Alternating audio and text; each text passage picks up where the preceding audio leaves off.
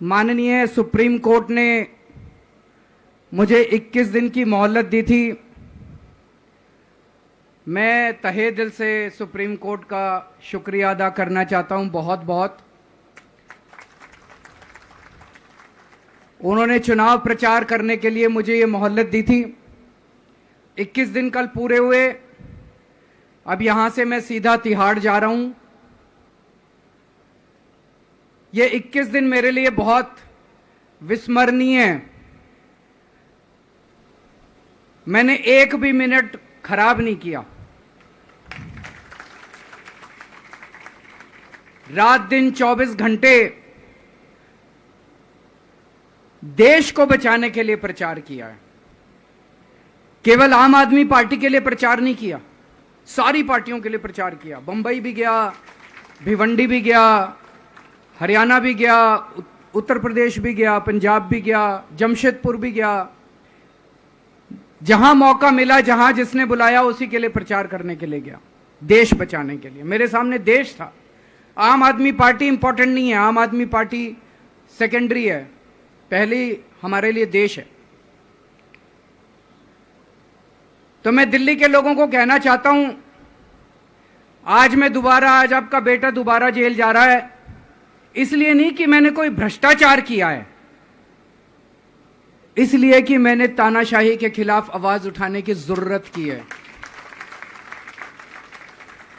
इस प्रचार के दौरान एक सबसे बढ़िया बात यह हुई कि सारे देश के सामने प्रधानमंत्री श्री नरेंद्र मोदी जी ने यह कबूल किया कि उनके पास मेरे खिलाफ रत्ती भर भी सबूत नहीं है। हम कहते थे ना, जब भी हमसे पूछा जाता था कि भाई ये कह रहे हैं 100 करोड़ रिश्वत ली, 100 करोड़ रिश्वत ली, वो 100 करोड़ कहां गया? 500 से ज्यादा जगह तुमने रेड मार ली, कहीं चवन्नी मिली हो, अठन्नी मिली हो, 1 रुपया मिला हो, कहीं हमने खर्च किया हो, कहीं कैश पड़ा हो, कहीं लॉकर में मिला हो, कहीं स्विस बैंक में मिला, कहीं चवन्नी नहीं मिली, तो पैसा कहां गया? तो एक टीवी चैनल के इंटरव्यू में उस टीवी वाले ने मोदी जी से पूछा कि प्रधानमंत्री जी, ये केजरीवाल चारों तरफ कहता घूम रहा है कि आपके पास उसके खिलाफ कोई सबूत नहीं है, आपके पास उसके खिलाफ कोई रिकवरी नहीं है, फिर आपने उसको गिरफ्तार कैसे कर रखा है? पता है प्रधानमंत्री जी ने क्या कहा? प्रधानमंत्री जी कहते हैं, मैं मानता हूं कि केजरीवाल के खिलाफ कोई सबूत नहीं है, मैं मानता हूं कि केजरीवाल के खिलाफ कोई रिकवरी नहीं है, क्योंकि केजरीवाल अनुभवी चोर है। चलो मान लिया मैं अनुभवी चोर हूं, तुम्हारे पास सबूत तो नहीं है, तुम्हारे पास रिकवरी तो नहीं है, तो यूं ही डाल दिया मेरे को जेल में, बिना सबूत के डाल दिया मेरे को जेल में, बिना रिकवरी के डाल दिया जेल में। देश के इतिहास में 75 साल में सबसे ज्यादा बहुमत से आई हुई सरकार है। एक बार 70 में से 67 सीट, दूसरी बार 70 में से 62 सीट, 55% से ज्यादा वोट शेयर। इतने भारी बहुमत वाली सरकार के मुख्यमंत्री को आपने बिना सबूत के जेल में डाल दिया। यही तो तानाशाही है कि जिसका मन करेगा मैं उसी को जेल में डाल दूंगा, जिसका मन करेगा उसी को जेल में डाल दूंगा। और पूरे देश को मैसेज दे दिया कि अगर मैंने केजरीवाल को फर्जी केस में जेल में डाल दिया तो तुम्हारी तो औकात ही क्या है, किसी को भी पकड़ के जेल में डाल दूंगा।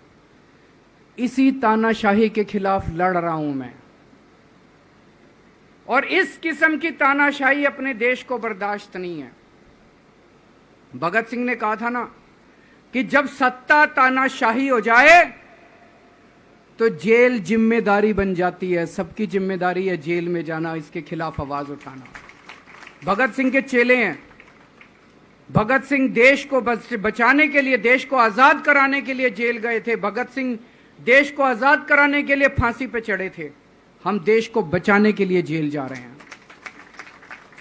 इस बार जब जा रहा हूं, मुझे नहीं पता अब मैं कब वापस आऊंगा, मुझे नहीं पता ये क्या करेंगे मेरे साथ जेल में, लेकिन मुझे कोई परवाह नहीं है, जो मर्जी करें। अगर भगत सिंह फांसी पे चढ़ गए, मैं भी फांसी पे चढ़ने के लिए तैयार हूं। मेरे शरीर का एक एक कतरा इस देश के लिए है, मेरे शरीर के खून की एक एक बूंद इस देश के लिए, मेरे जीवन का एक एक पल देश के लिए।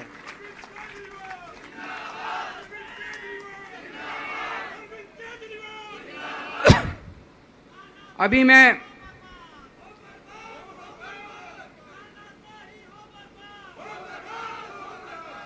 अभी राजघाट गया था सभी साथियों के साथ। महात्मा गांधी की समाधि पे हम लोगों ने श्रद्धांजलि दी। गांधी जी ने इस हमारे देश से तानाशाही का अंत किया था, वो हमारे लिए प्रेरणा स्रोत हैं। उसके बाद हम कनॉट प्लेस गए, हनुमान मंदिर, वहाँ पे हमने हनुमान जी के मंदिर में जाके हनुमान जी का आशीर्वाद लिया। 4 तारीख को भी मंगलवार है,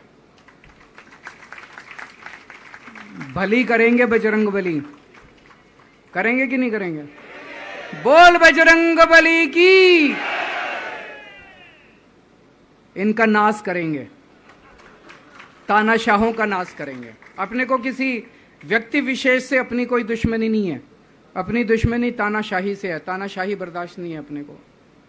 तो 4 तारीख को भी मंगलवार है और बजरंग बली का मेरे ऊपर, पार्टी के ऊपर बहुत आशीर्वाद है, देश के ऊपर बहुत आशीर्वाद है। मैं प्रार्थना करने गया था बजरंग बली को कि हे बजरंग बली, मेरे देश को बचा लो।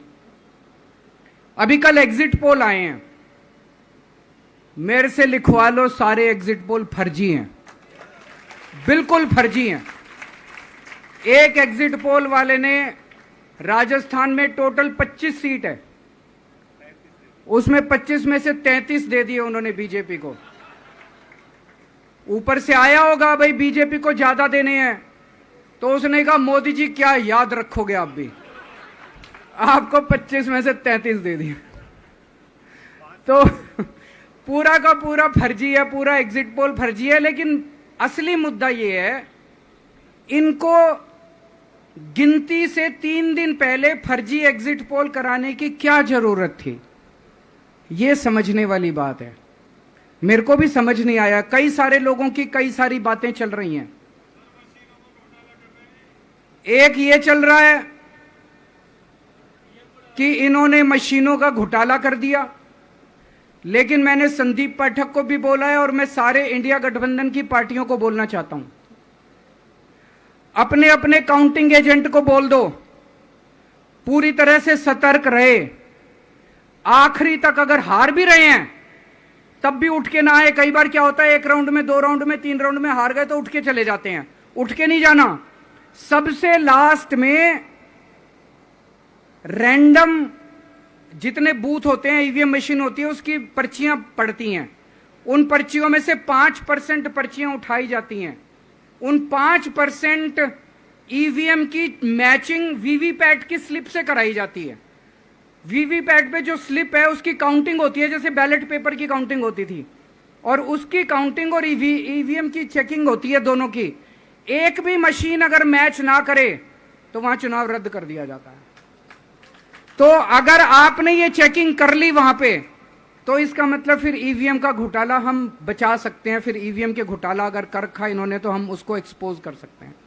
तो सब लोगों ने लास्ट तक रुक के, आपका कैंडिडेट हार भी रहा है तब भी आखिरी तक रुक के आपको ये ईवीएम की चेकिंग करा के आनी है, ईवीएम और वीवीपैट की मैचिंग करा के आनी है।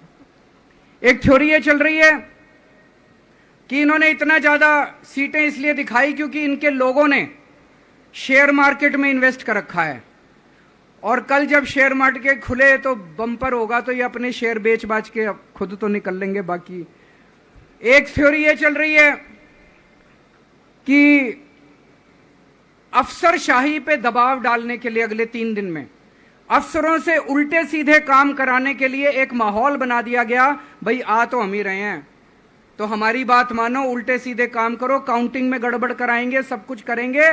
लेकिन फिर से मैं कह रहा हूं, अपने को, अपने काउंटिंग एजेंट, एआरओ, सब आरओ, सब लोगों को अपने को ट्रेन करके भेजना है और अपने को चौकन्ना रहना है। बाद में हम कहते रहे इन्होंने ये कर दिया, उसका कोई फायदा नहीं होगा। अभी अपने को चौकन्ना रहना है। एक थ्योरी ये चल रही है कि अगर इन्होंने कल ही कम सीट दिखा दी होती एग्जिट पोल वालों ने, तो हो सकता है कि इन दोनों के खिलाफ आरएसएस में और बीजेपी में कल ही बगावत शुरू हो जाती, 4 तारीख तक इंतजार ही नहीं होता, हो सकता है। तो कई सारी थ्योरी चल रही हैं, लेकिन अपने को सतर्क रहना है, चौकन्ना रहना है। मेरा अपना मानना है कि 4 तारीख को इनकी सरकार नहीं बन रही है। ये एग्जिट पोल से घबराने की जरूरत ही नहीं है, माइंड गेम है इनका, माइंड गेम खेल रहे हैं। आपको डिस्करेज करने के लिए, डिप्रेशन में डालने के लिए बिल्कुल नहीं जाना। आप उससे जाओ कि आप जीत रहे हो, आप अपने उस कॉन्फिडेंस से जाओ कि आप जीत रहे हो, और आखिरी तक आपको बैठे रहना है, किसी भी हालत में बैठे रहना है आपको। हमें हर एक को लड़ना पड़ेगा। ये चुनाव किसी पार्टी का या किसी नेता विशेष का नहीं है, ये चुनाव इस देश को बचाने के लिए है, इस देश में जनतंत्र को बचाने के लिए है। जिसके लिए भगत सिंह, गांधी जी सब लोग लड़े थे, वही माहौल आज है।